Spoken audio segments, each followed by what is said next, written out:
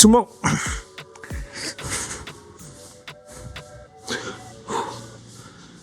Yeah, so I've done pull-ups or chin-ups, and then push dips back to back. Then I'm going to catch a break. Maybe Timothy, we can get into one of those questions. Okay, here's a quick one. To what extent is being overweight a serious medical concern? And when does it move from being just cosmetic to a real health risk? Yeah, so being overweight. Now, one, how is overweight determined? The simplest way is using a certain assessment called the body mass index, BMI. So your weight, again for us who use the metric system, your weight in kilograms divided by your height in meters squared. So your height times your height. I am 1.74 meters. So 1.74 times 1.74. Yeah. So there are ranges for what the normal BMI is. So for the BMI, 18.5 to 24.9 is normal. Less than 18.5 is underweight. Yeah, so you don't want to be close to 18.5. You want to be a little bit, at least 20. I would actually urge you 22, 23. It's not good again to be too small. Yeah, then body mass index of 25 to 29.9, that is overweight. And then 30 plus is obesity. Now, BMI is a nice starting point to assess metabolic health, but you want to go beyond that. Body composition of your weight, how much is muscle, how much is fat. Yeah, so if you're overweight or obese, and the reason is because you have too much fat on you, then there's a problem. There are several men, especially who lift weight and who do resistance training and they eat well. They may find themselves in the overweight range. So they may find themselves having a BMI of, say, 26. Remember, 18.5 to 24.9 is normal. So they may find themselves with a BMI of 26. It's just slightly into the overweight category.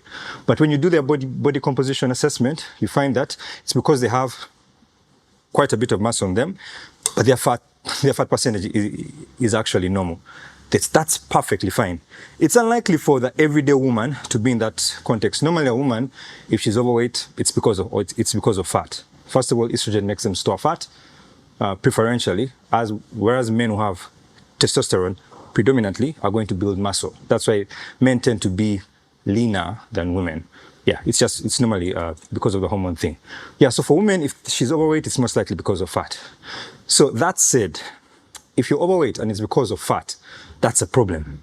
Because first we store fat under our skin, but then if we continue to do things which make us store fat, that is predominantly eating the wrong type of food, and then eating the wrong type of food causes us to begin producing more insulin than our pancreas should be producing, and then that insulin is going to cause us to store fat. It does other things in the body, but one of the things is it causes us to store fat. First you store it under the skin, then you start storing it around the intestines, what's called visceral fat. So, and I like saying for men, what's what I've seen after doing this for close to 10 years, for men, if their bellies aren't flat, visceral fat is at best borderline high, but normally it's high. Yeah, so fat under the skin, first of all, then you start storing around the intestines. Visceral fat causes insulin resistance, and then type 2 diabetes, high blood pressure, fatty liver, where you have excess fat in the liver, abnormal levels of cholesterol and triglycerides. And all these come with complications: heart attacks, strokes, risk of amputations, kidney failure, liver failure, blindness, mention it. Yeah, so I guess there is no point where being overweight because it's too much fat. There's no point where that's a good thing. Yeah, because ultimately, if you keep doing the things which got you there, you're heading to problems. Yeah. So let's just get into the next set. So that means BMI doesn't really tell the whole story.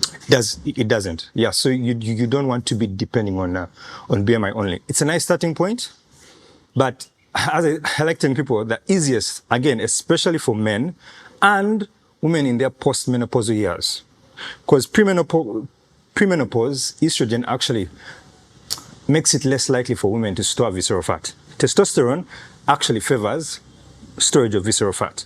But postmenopause, in the postmenopausal years, the hormone profile of a woman changes, so her estrogen levels start dropping a bit. So because of that relative increase in the amount of testosterone, you'll find that they also have a higher likelihood of storing visceral fat and higher risk of these lifestyle diseases. So for me, the easiest thing, especially for men and postmenopausal women, if the belly isn't flat, that's already a sign that you need to start doing things. Your pressure, your sugar, one of them, your cholesterol, your triglycerides, one of them is at best borderline. Yeah, like you may doubt it, but trust me, I've seen it time and again. People walk in and say, no, I don't have any issues. I just want to lose weight. You send them for tests and you find things haywire. You understand? Yeah. So BMI, no. It doesn't tell the full picture. Yeah, but you start where you start. Start doing something at least. All right, another 10.